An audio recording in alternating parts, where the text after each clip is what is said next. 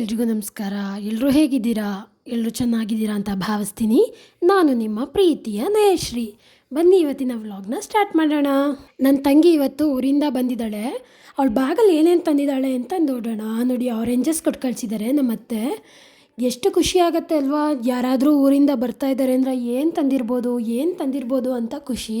ನಾವು ಚಿಕ್ಕವರಿರುವಾಗಲೂ ಅಷ್ಟೇ, ನಮ್ಮ ಅಜ್ಜ ಅಜ್ಜಿ ಬಂದರೆ ಅವ್ರ ಬ್ಯಾಗಲ್ಲಿ ಏನು ತಂದಿದ್ದಾರೆ ನಮಗೋಸ್ಕರ, ಹಣ್ಣು ತಂದಿದ್ದಾರಾ ಅಥವಾ ಏನಾದರೂ ತಿಂಡಿ ತಂದಿದ್ದಾರಾ, ಏನೇನೋ ಕ್ಯೂರಿಯಸ್ ಆಗಿ ಕಾಯ್ತಾ ಇರ್ತಾಯಿದ್ವಿ. ಇವಾಗಲೂ ಹಾಗೆ ಅನಿಸುತ್ತೆ. ಯಾರಾದರೂ ಊರಿಂದ ಹೋಗಿ ಬಂದ ತಕ್ಷಣ ಅವ್ರ ಬ್ಯಾಗಲ್ಲಿ ಊರಿಂದ ಏನೇನು ಕೊಟ್ಟಿರ್ಬೋದು ಅಂತ ನೋಡೋದೇ ಒಂದು ಖುಷಿ ಅಲ್ವಾ? ನೋಡಿ ಎಷ್ಟೊಂದು ವೆರೈಟೀಸ್ ಎಲ್ಲ ಕೊಟ್ಟಿದ್ದಾರೆ ಅಂತ ಹೇಳಿ ನಂಗೆ ನೋಡಿ ತುಂಬಾ ಖುಷಿ ಆಯಿತು. ಇದು ಕೆಸ ಅಂತ ಹೇಳ್ತಾರೆ. ಮಳೆಗಾಲಲ್ಲಂತೂ ತುಂಬಾ ಇರುತ್ತೆ. ಈ ನದಿಗಳು ಹರಿಯೋ ಹತ್ರ, ಕೊಲ್ಲಿಗಳು ಅಂತ ಹೇಳ್ತೀವಿ, ಅಲ್ಲಿ ಮನೆ ಹತ್ರನೇ ನೀರು ಚೆನ್ನಾಗಿ ಬೀಳೋ ಹತ್ರ ಆ ಥರ ಎಲ್ಲ ಬಿಟ್ಟಿರುತ್ತೆ. ಅದರಿಂದ ಸಾಂಬಾರು ಮಾಡಿದ್ರಂತೂ ತುಂಬಾ ಚೆನ್ನಾಗಿರುತ್ತೆ. ಇದು ಮರಗೇಸ ಅಂತ ಹೇಳ್ತಾರಲ್ವಾ, ಇದು ಈ ಮಳೆಯಲ್ಲಿ ತಿಂದರೆ ತುಂಬ ಒಳ್ಳೆಯದು ಅಂತ, ಅಂದರೆ ಪತ್ರೊಡೆ ಮಾಡ್ಕೊಂಡು ತಿನ್ನೋಕ್ಕೆ ಅಂತ ಕೊಟ್ಟು ಕಳಿಸಿದ್ದಾರೆ. ನಮ್ಮ ಮನೆ ಹಿಂದೆನೇ ಇತ್ತಂತೆ ಪತ್ರೊಡೆ. ನಾನು ಒಂದು ಸಲ ಟ್ರೈ ಮಾಡಿಲ್ಲ, ನೋಡೋಣ ಅಮ್ಮ ಅಥವಾ ಅತ್ತೆ ಯಾರನ್ನಾದರೂ ಕೇಳ್ಕೊಬಿಟ್ಟು ಹೇಗೆ ಮಾಡೋದು ಅಂತ ಕೇಳ್ಕೊಬೇಕು. ಇದು ಬೆಲ್ಲ ಕೊಟ್ಟು ಕಳಿಸಿದ್ದಾರೆ, ಕಪ್ಪು ಬೆಲ್ಲ ಅಂತ. ಇದು ಗಿಣ್ಣದ ಹಾಲು ಕೊಟ್ಟಿದ್ದಾರೆ. ಆ ಗಿಣ್ಣದ ಹಾಲು ಮಾಡೋಕ್ಕೋಸ್ಕರ ಆ ಬೆಲ್ಲನೇ ನಾವು ಯೂಸ್ ಮಾಡೋದು. ಹಾಗೆಯೇ ಜಾಕ್ ಫ್ರೂಟ್ ಕೂಡ ಕೊಟ್ಟಿದ್ದಾರೆ, ನಮ್ಮ ಮನೇಲೇ ಇತ್ತಂತೆ. ಮತ್ತು ಈ ಮ್ಯಾಂಗೋಸ್ ಎಲ್ಲನೂ ನನ್ನ ತಂಗಿ ಫ್ರೆಂಡ್ ಕೊಟ್ಟಿದ್ದು, ಆಂಧ್ರದವರು, ಧನು ಅಂತ ಇಲ್ಲೇ ಇದ್ದಾರೆ. ಇದೆಲ್ಲ ಅವ್ರ ಮನೇಲೇ ಬೆಳೆದಿರೋದಂತೆ. ಒಂದು ದೊಡ್ಡ ಬಾಕ್ಸಲ್ಲೇ ಎಲ್ಲನೂ ನಮಗೆ ಕೊಟ್ಟಿದ್ರು. ಅವ್ರು ಸ್ವಲ್ಪನೂ ತೊಗೊಂಡಿರಲಿಲ್ಲ. ಅದರಲ್ಲಿ ಕೆಲವು ಹಣ್ಣಾಗಿರೋದಿತ್ತು. ಟೇಸ್ಟ್ ಅಂತೂ ಅಷ್ಟು ಯಮ್ಮಿಯಾಗಿತ್ತು. ಥ್ಯಾಂಕ್ ಯು ಧನು, ಅದನ್ನೆಲ್ಲ ಕೊಟ್ಟಿದ್ದಕ್ಕೆ. ನೀವು ಈ ವಿಡಿಯೋ ನೋಡ್ತಾ ಇದ್ರೆ. ಇದು next day morning continuation vlog. Morning ಆಯಿತು ಅಂದರೆ ಹೆಣ್ಮಕ್ಳಿಗೆ ಅದೇ ರುಟೀನ್ ಅಲ್ವಾ? ಅಡುಗೆ ಮಾಡೋದು, ಪಾತ್ರೆ ತೊಳೆಯೋದು, ಕ್ಲೀನ್ ಮಾಡೋದು. ಬೆಳಗಾಯಿತು ಅಂದರೆ ಏನು ತಿಂಡಿ ಮಾಡೋದಪ್ಪ ಅನ್ನೋದೇ ದೊಡ್ಡ ಟೆನ್ಷನ್ನು. ನಮ್ಮ ಮನೆಯಿಂದ ನೆನ್ನೆ ಹಲಸಿನ ಹಣ್ಣು ಕೊಟ್ಟಿದ್ರಲ್ವ, ಹಾಗಾಗಿ ಆ ಹಲಸಿನ ಹಣ್ಣೆಲ್ಲ ಕ್ಲೀನ್ ಮಾಡಿಕೊಂಡು ನೀಟಾಗಿ ನೋಡಿ ಈ ಥರ ಕಟ್ ಮಾಡಿ ಇಟ್ಕೊಂಡಿದ್ದೀನಿ. ಹಾಗೆಯೇ ಒಂದು 1.5 ಲೋಟ ಆಗೋಷ್ಟು ಅಕ್ಕಿನ ರಾತ್ರಿನೇ ನೆನೆಸಿಟ್ಟಿದ್ದೆ. ಹಾಗಾಗಿ ಬೆಳಗ್ಗೆ ಎದ್ದ ತಕ್ಷಣ ಆ ಅಕ್ಕಿನ ಮಿಕ್ಸಿ ಜಾರ್ಗೆ ಹಾಕೋತಾ ಇದ್ದೀನಿ. ಅಕ್ಕಿ ಎಷ್ಟು ಹಾಕೋತೀನೋ ಅಷ್ಟೇ ಹಣ್ಣನ್ನು ಸಹ ಹಾಕ್ಕೊಂಡು ಒಂದು ಸ್ವಲ್ಪ ರುಚಿಗೆ ತಕ್ಕಷ್ಟು ಉಪ್ಪನ್ನ ಹಾಕ್ಕೊಂಡು ಚೆನ್ನಾಗಿ ಗ್ರೈಂಡ್ ಮಾಡ್ಕೋತಾ ಇದ್ದೀನಿ. ಇದಂತೂ ತುಂಬಾ ಚೆನ್ನಾಗಿರುತ್ತೆ. ನೀವು ಇದನ್ನು ದೋಸೆ ಮಾಡ್ಕೋಬೋದು, ಹಾಗೆಯೇ ಪಡ್ಡು ಮಾಡ್ಕೋಬೋದು, ಇಡ್ಲಿ ಮಾಡ್ಕೋಬಹುದು, ಹಾಗೆಯೇ ಇದರಲ್ಲಿ ಬೋಂಡ ಸಹ ಮಾಡ್ಬೋದು. ಬೋಂಡ ಮಾಡಬೇಕು ಅಂತ ಹೇಳಿದ್ರೆ ಅದಕ್ಕೆ ಸ್ವಲ್ಪನೂ ನೀರು ಹಾಕ್ತೆ ತರಿಯಾಗಿ ರುಬ್ಕೋಬೇಕಾಗತ್ತೆ. ಹಾಗೆ ಎಣ್ಣೆಗೆ ಬಿಟ್ಟರೆ ಅದು ಬೋಂಡ ತುಂಬಾ ಚೆನ್ನಾಗಿರುತ್ತೆ. ಅದನ್ನು ಗಾರ್ಗೆ ಅಂತೇನೋ ಹೇಳ್ತಾರೆ. ನೋಡಿ, ನಾನು ಇವಾಗ ಇದನ್ನು ಚೆನ್ನಾಗಿ ರುಬ್ಕೊಂಡು ಬಂದಿದ್ದೀನಿ. ದೋಸೆ ಹಿಟ್ಟಿನ ಹದಕ್ಕೆ ಮಾಡ್ಕೊಂಡಿದ್ದೀನಿ. ಈಗ ಚೆನ್ನಾಗಿ ಮಿಕ್ಸ್ ಮಾಡ್ಕೊಳ್ಳಿ, ಯಾಕೆಂದರೆ ಹಣ್ಣಲ್ವ ಅದು ಚೆನ್ನಾಗಿ ಮಿಕ್ಸ್ ಆಗಬೇಕು ಎಲ್ಲ ಕಡೆನೂ. ಊರಲ್ಲಿ ಇದ್ದಿದ್ರೆ ಈ ಮಳೆಯಲ್ಲಿ ಬೆಚ್ಚಗೆ ಕೂತ್ಕೊಂಡು ಈ ಥರ ದೋಸೆ ಮಾಡ್ಕೊಂಡು ತಿಂತಾಯಿದ್ರೆ ಎಷ್ಟು ಚೆನ್ನಾಗಿರುತ್ತೆ ಅಲ್ವಾ? ಊರಲ್ಲಿ ಜೋರು ಮಳೆ ಅಂತ ಹೇಳ್ತಾರೆ. ಇಲ್ಲಿ ಬೆಂಗಳೂರಲ್ಲಿ ನೋಡಿದ್ರೆ ಒಂದು ಸ್ವಲ್ಪನೂ ಮಳೆ ಇಲ್ಲ, ತುಂಬ ಬಿಸಿಲು. ಇದು ಮಳೆಗಾಲನೋ ಬೇಸಿಗೆಗಾಲನೋ ಒಂದು ಗೊತ್ತಾಗಲ್ಲ. ಮನೇಲಿ ಮಳೆ ಜೋರು ಮಳೆ ಅಂತ ಹೇಳ್ತಾ ಇರ್ತಾರೆ. ನಮಗೇನು ಫೀಲೇ ಆಗಲ್ಲ, ಯಾಕೆಂದರೆ ಇಲ್ಲಷ್ಟು ಬಿಸಿಲಿದೆ ಅಲ್ವಾ? ಈ ಟೈಮ್ನಲ್ಲಿ ಊರಿಗೆ ಹೋಗೋಕ್ಕೇ ಬೇಜಾರು, ಯಾಕೆಂದರೆ ತುಂಬಾ ಮಳೆ ಇರುತ್ತೆ. ಒಂದು ಸಲ ನೀವು ಮನೆ ಒಳಗೆ ಹೋದ್ರಿ ಅಂದರೆ ಮತ್ತೆ ಹೊರಗೆ ಬರೋಕ್ಕೆ ಆಗಲ್ಲ, ಅಷ್ಟು ಮಳೆ. ಹೊರಗಡೆ ವಾಕ್ ಮಾಡ್ತೀವಿ ಅಂದ್ರೂ ಹಟ್ಟಿ ಎಲ್ಲ ಜಾರ್ತಾ ಇರುತ್ತೆ. ಜಾರು ಬಿದ್ದರೆ ಅಷ್ಟೇ ಕತೆ. ನೋಡಿ, ಹಲಸಿನ ಹಣ್ಣಿಂದು ಎಷ್ಟು ಚೆನ್ನಾಗಿ ಬಂದಿದೆ ದೋಸೆ. ನಾರ್ಮಲ್ ದೋಸೆ ಥರನೇ ಇದೆ, ಚೆನ್ನಾಗಿನೂ ಹೇಳ್ತಾ ಇದೆ. ಈ ಗರಿಯಾದ ದೋಸೆನ ನಾವು ತುಪ್ಪ ಜೊತೆ ಸರ್ವ್ ಮಾಡ್ಬೋದು. ಹಾಗಾಗಿ ಇದೇ ಥರ ಚೆಂದಕ್ಕೆ ಕೊಟ್ಟೆ. ಚಾರ್ವಿದು ಲಂಚ್ ಬಾಕ್ಸಿಗೆ ಕೊಡಬೇಕಲ್ವ, ದೋಸೆ ಆದರೆ ಅವಳಿಗೆ ಮುರ್ಕೊಂಡು ತಿನ್ನೋಕ್ಕಾಗಲ್ಲ ಅಂತ ಹೇಳಿ ಈ ಥರ ಪಡ್ಡು ಥರ ಮಾಡ್ತಾಯಿದ್ದೀನಿ, ಅವಳಿಗೆ ಈಸಿ ಆಗಲಿ ತಿನ್ನೋಕ್ಕೆ ಅಂತ. ನಾನು ಇಲ್ಲಿ ಪಡ್ಡು ಮಾಡೋಕ್ಕೆ ಆಯಿಲ್ನ ಯೂಸ್ ಮಾಡಿಲ್ಲ, ತುಪ್ಪದಲ್ಲೇ ಫ್ರೈ ಮಾಡ್ತಾಯಿದ್ದೀನಿ. ಯಾಕೆಂದರೆ ಅದಕ್ಕೆ ನೆಂಚ್ಕೊಳ್ಳೋಕೆ ಏನೂ ಕೊಡೋಕ್ಕಾಗಲ್ವಲ್ಲ, ಹಾಗಾಗಿ ಯಾವುದಾದ್ರೂ ಫ್ರೂಟ್ ಹಾಕ್ಕೊಡೋಣ ಅಂತ. ಹಾಗೆ ಈ ಕಡೆ ಟೀ ಮಾಡ್ಕೊಂಡು ಕುಡಿಯೋಣ ಅಂತ ಹೇಳಿ ಮಾಡ್ತಾಯಿದ್ದೀನಿ. ಚಂದಗೆ ಕಾಫಿಗಿಂತ ಟೀನೇ ಇಷ್ಟ, ಹಾಗಾಗಿ ಟೀ ಮಾಡ್ತಾಯಿದ್ದೀನಿ. ಇವತ್ತು ಅವ್ರು ಆಫೀಸ್ಗೆ ಹೊರಡ್ತಾ ಇದ್ದಾರೆ. ಹಾಗೆಯೇ ಈ ಕಡೆ ಅವ್ರ ಚಿಕ್ಕಿ ಚಾರ್ವಿಗೆ ಸ್ನಾನ ಮಾಡಿಸ್ತಾ ಇದ್ದಾಳೆ. ಮಾರ್ನಿಂಗ್ ಆಯಿತು ಅಂದರೆ ನಾನು ಹೇಗೆ ಅಡುಗೆ ಮನೇಲಿ ಬ್ಯುಸಿ ಆಗಿರ್ತೀನಿ, ಎಲ್ಲ ಕೆಲಸಗಳು ಮಾಡ್ಕೊಡೋದು ಅವ್ರ ಚಿಕ್ಕಿ. ಚಾರ್ವಿ ಏನೇ ಇಷ್ಟಪಟ್ರು ಕೂಡ ಅವಳ ಅಪ್ಪ ಅಮ್ಮ ಆಗಿ ನಾವು ತಗೊಡೋದಕ್ಕಿಂತ ಹೆಚ್ಚಾಗಿ ಅವ್ರ ಚಿಕ್ಕಿನೇ ಅವಳಿಗೆ ಎಲ್ಲನೂ ಕೊಡಿಸ್ತಾಳೆ. ಅದಕ್ಕೆ ಅವಳಿಗೆ ಚಿಕ್ಕಿನೇ ಫೇವ್ರೇಟ್ ಯಾವಾಗನೂ. ಚಂದು ಆಫೀಸ್ಗೆ ಕೊಟ್ಟರು, ಅವ್ರ ಮಗಳದಿರಿಬ್ಬರು ಸೇರ್ಕೊಂಡು ಅಪ್ಪಂಗೆ ಬಾಯ್ ಮಾಡ್ತಾಯಿದ್ದಾರೆ. ಚಶ್ವಿ ಅಂತೂ ಅವರಪ್ಪ ಸ್ಲಿಪ್ಪರ್ ಹಾಕ್ಕೊಂಡ್ರೆ ಸಾಕು ಎಲ್ಲೋ ಹೊರಗಡೆ ಹೋಗ್ತಿದ್ದಾರೆ ಅಂತ ಗೊತ್ತು ಮಾಡ್ಕೊಬಿಟ್ಟು ಬಿಡೋದೇ ಇಲ್ಲ. ನನ್ನನ್ನು ಕರ್ಕೊಳ್ಳಿ, ಎತ್ಕೋ ಎತ್ಕೋ ಎತ್ಕೋ ಎತ್ಕೋ ಅಂತ ಹೇಳಕ್ಕೆ ಸ್ಟಾರ್ಟ್ ಮಾಡ್ತಾಳೆ. ಈ ಕಡೆ ಚಿಕ್ಕಿ ಚಾರ್ವಿಗೆ ತಲೆ ಬಾಚ್ಕೊಡ್ತಾ ಇದ್ದಾಳೆ. ಚಾರ್ವಿ ಹೇಳ್ದ ಹಾಗೇ ಬಾಚ್ಕೊಡ್ಬೇಕು. ಕ್ಲಿಪ್ಪು ಅಷ್ಟೇ, ಇಲ್ಲ ಹಾಕು ಅಂದರೆ ಅಲ್ಲೇ ಹಾಕಬೇಕು. ಒಂದು ಸ್ವಲ್ಪ ಆ ಕಡೆ ಈ ಕಡೆ ಆಯಿತು ಅಂದರೆ ಗಲಾಟೆ ನನಗೆ ಬೇಡವೇ ಬೇಡ. ನನಗೆ ಜುಟ್ಟೇ ಬೇಡ, ನನಗೆ ಈ ಕ್ಲಿಪ್ಪೇ ಬೇಡ ಅಂತ ಹೇಳಕ್ಕೆ ಸ್ಟಾರ್ಟ್ ಮಾಡ್ತಾಳೆ.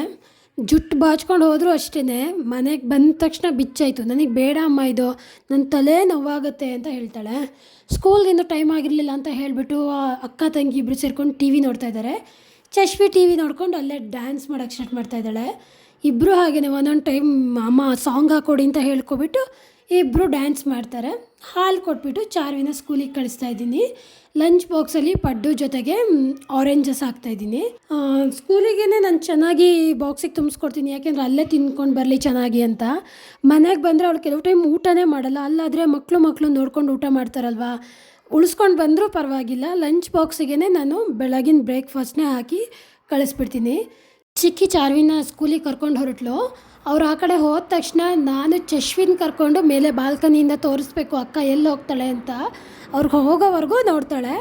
ಮತ್ತು ಬರೋಗನೂ ಅಷ್ಟೇ, ಕರ್ಕೊಂಡು ಬರೋಕ್ಕೆ ಹೋಗ್ತಾರೆ ಅಂತ ಗೊತ್ತಾದ್ಮೇಲೆ ನಾನು ಅಲ್ಲೇ ನಿಲ್ಸ್ಕೊಂಡಿರ್ತೀನಿ.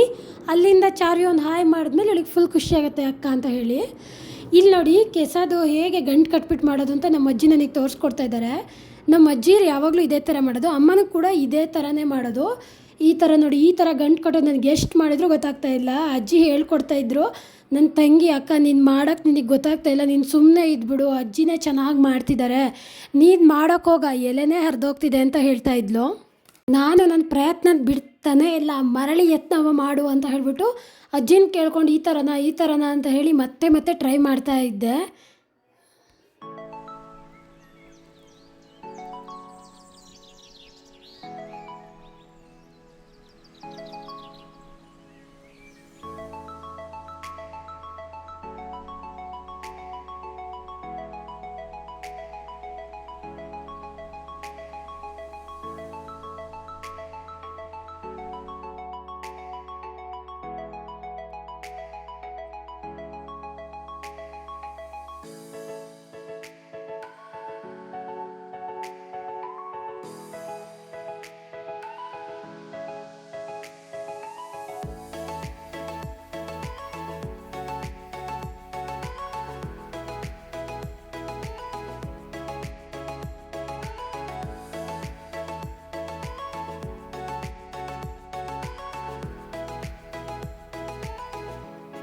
ಅಂತ ಕೊನೆಗೆ ನೋಡಿ ನಾನು ಇದನ್ನು ಕಲಿತಾ ಬಿಟ್ಟೆ, ನಮ್ಮ ಅಜ್ಜಿ ಹೇಳ್ಕೊಟ್ಟಿದ್ದು. ಥ್ಯಾಂಕ್ ಯು ಅಜ್ಜಿ.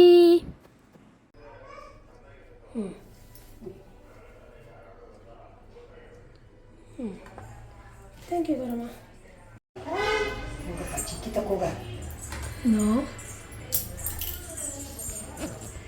ಇವರೇ ನೋಡಿ ನಮ್ಮ ಅಜ್ಜಿ ಗೌರವ ಅಂತ.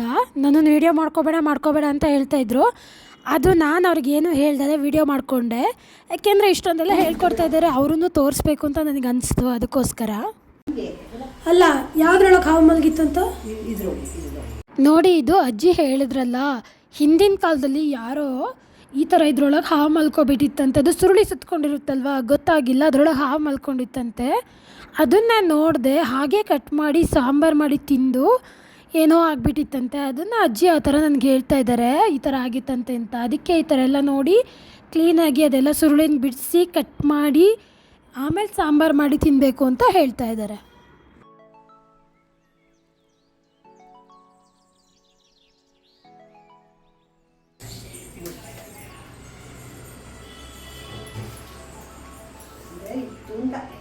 ಅದಕ್ಕೆ ದೊಡ್ಡ ಕೆಲಸ ನಿಶ್ಚಿಸ್ಕೊತ ಬರೋಬಲ್ಲ ಏನಾದ್ರೂ ಉತ್ತರಿಸೋದು ನೋಡಿದ್ರೆ ಹಂಗೆ ಉತ್ತರಿಸಿ ಕೆಳಗೆ ಹೋಗಿ ಅಲ್ಲ ಇರ್ತವೆ. ಈಗಲೂ ಎರೆಹುಳೆಲ್ಲ ಇರ್ತವೆ ದೊಡ್ಡ ಕೆಸಿನಲ್ಲಿ.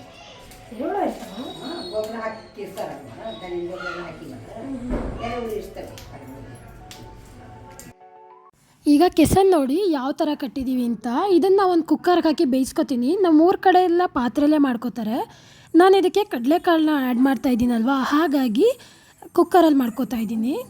ಇಲ್ಲಿ ನಾನು 2 ಹಿಡಿ ಆಗುವಷ್ಟು ಕಡಲೆಕಾಳನ್ನ ನೆನೆಸಿಟ್ಕೊಂಡಿದ್ದೆ, ಅದನ್ನು ಹಾಕ್ಕೊಂಡಿದ್ದೀನಿ. ಹಾಗೆಯೇ ರುಚಿಗೆ ತಕ್ಕಷ್ಟು ಉಪ್ಪನ್ನು ಹಾಕ್ಕೊಂಡು 1-2 ಸ್ಪೂನು ಖಾರ ಪುಡಿ, ನಿಮ್ಮ ಖಾರ ಅಳತೆ ನೋಡ್ಕೊಳ್ಳಿ.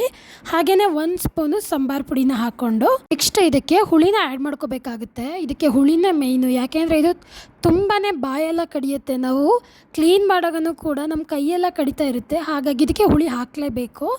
ನೆಕ್ಸ್ಟು ಅದಕ್ಕೆ ಕಾಳು ಮುಳುಗುವಷ್ಟು ನೀರನ್ನು ಹಾಕ್ಕೊಂಡು 5-6 ವಿಷಲ್ನ ಹಾಕ್ಕೊಳ್ಳಿ. 1:30 ಆಗ್ತಾ ಬಂತು, ಹಾಗಾಗಿ ನಾವು ಚಾರ್ವಿನ ಸ್ಕೂಲಿಂದ ಕರ್ಕೊಂಡು ಬರೋಣ ಅಂತ ಹೊರಟ್ವಿ.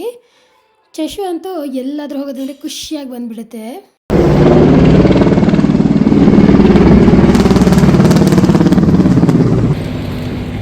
ಚಶು ಎಲ್ಲೋಯ್ತು ಏರೋಪ್ಲೇನು?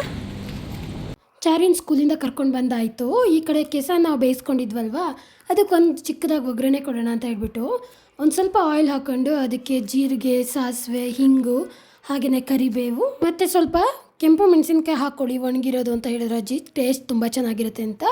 ಹಾಗೆಯೇ ಸ್ವಲ್ಪ ಬೆಳ್ಳುಳ್ಳಿನ ಚೆನ್ನಾಗಿ ಗೆಜ್ಜಿಬಿಟ್ಟು ಹಾಕಿದರೆ ಒಳ್ಳೆ ಟೇಸ್ಟ್ ಕೊಡುತ್ತೆ, ಹಾಗೆ ಒಳ್ಳೆ ಫ್ಲೇವರ್ ಇರುತ್ತೆ. ನೆಕ್ಸ್ಟ್ ನಾವು ಬೇಯಿಸಿರುವಂಥ ಕೆಸುವಿನೆಲ್ಲ ಇರುತ್ತಲ್ವ, ಅದನ್ನು ಅದಕ್ಕೆ ಮಿಕ್ಸ್ ಹಾಕ್ಕೊಂಡಿದ್ದೀನಿ. ಈಗ ಚೆನ್ನಾಗಿ ಮಿಕ್ಸ್ ಮಾಡಿಬಿಟ್ಟು ಟೇಸ್ಟ್ ಹೇಗೆ ಬೇಕೋ ಅದನ್ನು ಅಡ್ಜಸ್ಟ್ ಮಾಡ್ಕೊಳ್ಳಿ. ಒಂದು ಸ್ವಲ್ಪ ಚೆನ್ನಾಗಿ ಕುದಿಯೋಕೆ ಬಿಡಿ. ಹೀಗೆ ಚೆನ್ನಾಗಿ ಕುದ್ಮೇಲೆ ಸೂಪರಾಗಿರೋ ಕೆಸುವಿನ ಎಲೆ ಸಾರು ರೆಡಿ ಆಗುತ್ತೆ.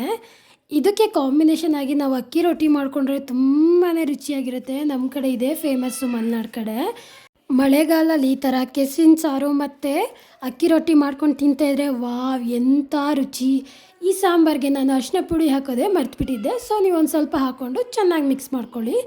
ಇದ್ರ ಜೊತೆಗೆ ನಾನು ಹಪ್ಪಳನೂ ಮಾಡ್ಕೊಂಡಿದ್ದೆ. ಇವತ್ತಿನ ಊಟ ಹೀಗಿತ್ತು. ಮಧ್ಯಾಹ್ನ ಊಟ ಮಾಡಿ ಸ್ವಲ್ಪ ರೆಸ್ಟ್ ಮಾಡಿಬಿಟ್ಟು ಇವಾಗ ಗಿಣ್ಣು ಮಾಡೋಣ ಅಂತ ಅನ್ಕೋತಾ ಇದ್ದೀನಿ. ಇದು ಕಪ್ಪು ಕಲರ್ ಬೆಲ್ಲ, ಇದು ನಮ್ಮೂರ ಕಡೆ ಎಲ್ಲ ಇದೇನೇ ಸಿಗೋದು. ಇದನ್ನು ಹಾಕಿದರೆ ಮಾತ್ರ ಗಿಣ್ಣುಗೆ ಒಂದು ಸ್ಪೆಷಲ್ ಟೇಸ್ಟ್ ಬರೋದಂಥದ್ದು. ಇಲ್ಲಿ ನಾನೊಂದು 4 ಸ್ಪೂನ್ ಆಗುವಷ್ಟು ಬೆಲ್ಲದ ಪೌಡರ್ನ ತೊಗೊಂಡಿದ್ದೀನಿ. ನೀವು ಎಷ್ಟು ಹಾಲು ಹಾಕೋತೀರಾ ಆ ಟೇಸ್ಟಿಗೆ ನೋಡಿಕೊಂಡು ಬೆಲ್ಲದ ಪೌಡರ್ ತೊಗೊಳ್ಳಿ. ನಾನಿಲ್ಲಿ ನಂದಿನಿ ಅರ್ಧ ಲೀಟರ್ ಪ್ಯಾಕೆಟಲ್ಲಿ 1 ಲೋಟ ಹಾಲನ್ನ ತೆಗೆದಿಟ್ಟು ಅದನ್ನು ಇನ್ನು ಉಳಿದಿದ್ದನ್ನೆಲ್ಲ ಫುಲ್ ಹಾಕೋತಾ ಇದ್ದೀನಿ. ನೋಡಿ ಈ ಸಣ್ಣ ಬಾಟಲ್ ಇದೆಯಲ್ವ, ಅಷ್ಟು ಗಿಣ್ಣದ ಹಾಲನ್ನ ಊರಿಂದ ಕೊಟ್ಟಿದ್ರಲ್ವ, ಅದನ್ನು ಚೆನ್ನಾಗಿ ಮಿಕ್ಸ್ ಮಾಡ್ಕೋತಾ ಇದ್ದೀನಿ.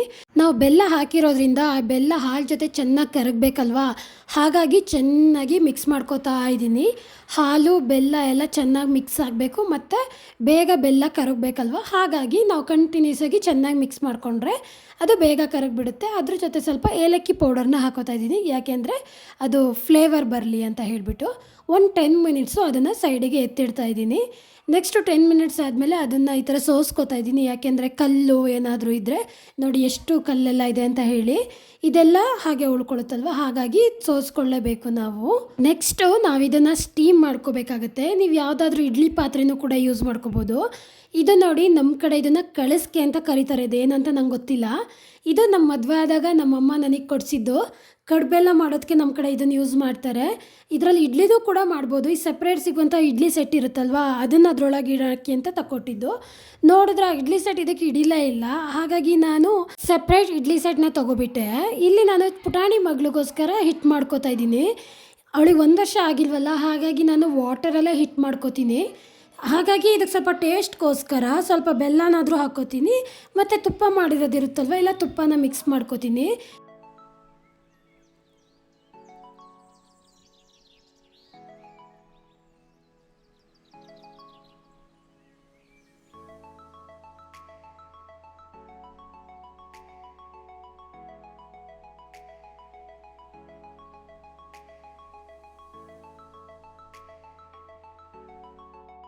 ಗಿಣ್ಣನ್ನು ಬೇಯೋಕ್ಕಿಟ್ಟು 15 ಮಿನಿಟ್ಸ್ ಆಯಿತು. ಬೆಂದಿದೆಯಾ ಅಂತ ಹೇಳ್ಬಿಟ್ಟು ಚೆಕ್ ಮಾಡೋಣ ಅಂತ ನೋಡ್ತಾ ಇದ್ದೀವಿ. ಏನಿಲ್ಲ, ಸ್ಪೂನ್ ಇರುತ್ತಲ್ವ, ಅದನ್ನು ಹೀಗೆ ಒಳಗೆ ಹಾಕಿ ನೋಡಿದ್ರೆ ಅದೇನೂ ಅಂಟಿಲ್ಲ ಅಂತ ಹೇಳಿದ್ರೆ ಗಿಣ್ಣು ಆಗಿದೆ ಅಂತ ಅಜ್ಜಿ ಹೇಳಿದ್ರು. ಹಾಗಾಗಿ ಫ್ಲೇಮ್ನ ಆಫ್ ಮಾಡಿ ನಾವು ಸೈಡಿಗೆ ಎತ್ತಿಟ್ವಿ. ಇದು ನೈಟ್ ಊಟಕ್ಕೋಸ್ಕರ ರೆಡಿ ಮಾಡ್ಕೋತಾ ಇದ್ದೀನಿ. ಸ್ವಲ್ಪ ಅನ್ನ ಮಾಡಿಟ್ಕೊಂಡಿದ್ದೆ, ರೊಟ್ಟಿ ಮಾಡಬೇಕು ಅಂತ ಹೇಳಿ ಚಂದು ಚಿಕನ್ ತರ್ತೀನಿ ಅಂತ ಹೇಳಿದರು. ಹಾಗಾಗಿ ಅದಕ್ಕೆ ರೊಟ್ಟಿ ಚೆನ್ನಾಗಿರುತ್ತೆ ಅಂತ ಹೇಳಿಬಿಟ್ಟು ಅಕ್ಕಿ ರೊಟ್ಟಿ ಮಾಡೋಕ್ಕೆ ರೆಡಿ ಮಾಡ್ಕೋತಾ ಇದ್ದೀನಿ. ನಾನು ಇಲ್ಲಿ 2 ಬೌಲ್ ಆಗುವಷ್ಟು ಅನ್ನನ ತೊಗೊಂಡಿದ್ದೀನಿ. ಅದಕ್ಕೆ ಸ್ವಲ್ಪ ಸ್ವಲ್ಪ ಉಪ್ಪು ಹಾಕ್ಕೊಂಡು ಚೆನ್ನಾಗಿ ಮಿಕ್ಸ್ ಮಾಡ್ಕೊಳ್ಳಿ. ನೆಕ್ಸ್ಟ್ ಇದಕ್ಕೆ 1.5 ಸ್ಪೂನ್ ಆಗುವಷ್ಟು ಅಕ್ಕಿ ಹಿಟ್ಟನ್ನ ಹಾಕಿ ಚೆನ್ನಾಗಿ ಮಿಕ್ಸ್ ಮಾಡ್ಕೋತಾ ಇದ್ದೀನಿ. ನೀವು ಕೈಯಲ್ಲಾದ್ರೂ ಮಿಕ್ಸ್ ಮಾಡ್ಕೋಬಹುದು, ಇಲ್ಲ ನಿಮಗೆ ಕೈಯಲ್ಲಿ ಕಲ್ಸೋಕ್ಕೆ ಕಷ್ಟ ಆಗುತ್ತೆ ಅಂದರೆ ಮಿಕ್ಸಿಲಿ ಹಾಕ್ಕೊಂಡು ಚೆನ್ನಾಗಿ ರುಬ್ಕೋಬೋದು. ಮಿಕ್ಸಿಲಿ ಮಾಡಿದ್ರೆ ತುಂಬ ಇನ್ನೂ ನೀಟಾಗುತ್ತೆ. ಆದರೆ ನಾನು ಚಿಕ್ಕದ್ರಿಂದ ಹೀಗೇ ಕಲ್ತಿರೋದ್ರಿಂದ ನನಗಿದೇ ಈಸಿ. ಚೆನ್ನಾಗಿ ಮಿಕ್ಸ್ ಮಾಡ್ಕೊಂಡಾದ್ಮೇಲೆ ನಿಮ್ಗೆ ಎಷ್ಟು ದಪ್ಪ ಬೇಕೋ ಅಷ್ಟು ದಪ್ಪದ ಬಾಲ್ಸ್ ಮಾಡ್ಕೊಳ್ಳಿ. ನಾನು ಚಿಕ್ಕದ್ರಲ್ಲಿ ಅಂದರೆ ಫಸ್ಟ್ ಕಲ್ತಿರೋವಂಥ ಅಡುಗೆನೇ ಈ ರೊಟ್ಟಿ. ನಮ್ಮ ಅಜ್ಜಿ ನನಗೆ ಇದನ್ನು ಹೇಳ್ಕೊಟ್ಟಿದ್ದು. ನಾನು ಅಜ್ಜಿ ಮನೆಗೆ ಹೋದಾಗೆಲ್ಲ ಇದೆಲ್ಲ ಹೇಗೆ ಮಾಡ್ತಾರೆ ಅಂತ ನನಗೆ ತುಂಬ ಅನಿಸ್ತಾ ಇತ್ತು.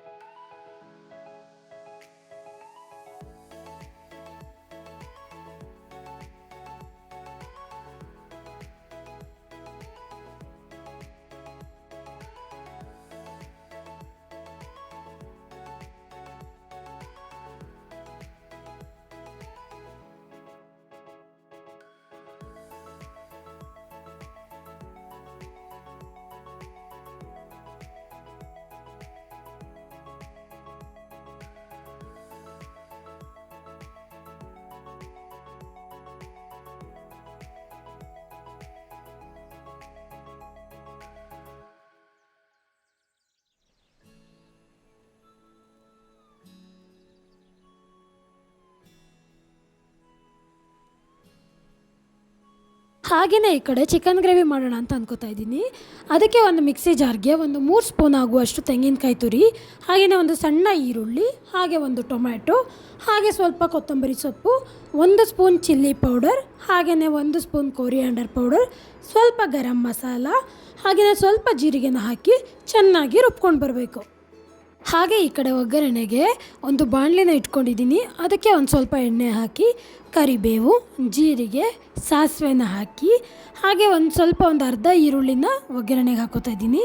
ಅದು ಕಲರ್ ಚೇಂಜ್ ಆದಮೇಲೆ ಅದಕ್ಕೆ ಒಂದು ಅರ್ಧ ಟೊಮ್ಯಾಟೊನ ಹಾಕ್ಕೊಂಡು ಅದು ಚೆನ್ನಾಗಿ ಫ್ರೈ ಆದಮೇಲೆ ಚಿಕನ್ ಹಾಕಿ ಚೆನ್ನಾಗಿ ಮಿಕ್ಸ್ ಮಾಡ್ಕೋತಾ ಇದ್ದೀನಿ.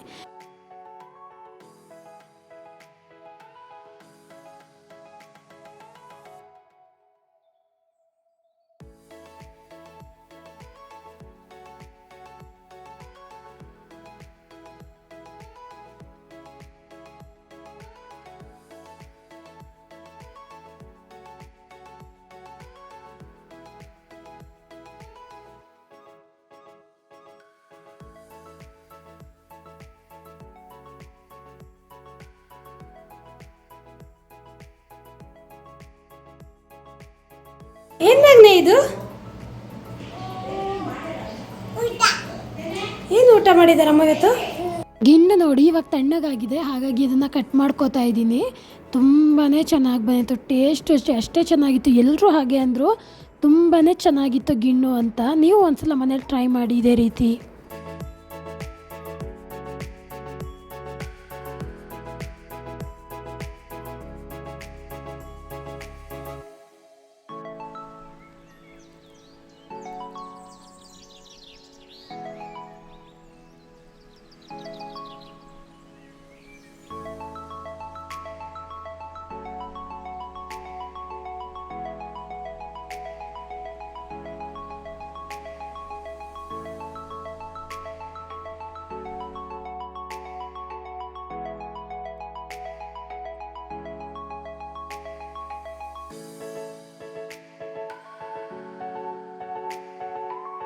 ಯಾರಿಗಾದರೂ ಈ ವಿಡಿಯೋ ಯೂಸ್ಫುಲ್ ಅಂತ ಅನಿಸಿದರೆ ಪ್ಲೀಸ್ ಒಂದು ಲೈಕ್ ಹಾಗೆ ಕಮೆಂಟನ್ನು ಹಾಕಿ.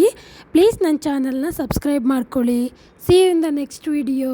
ಬಾಯ್.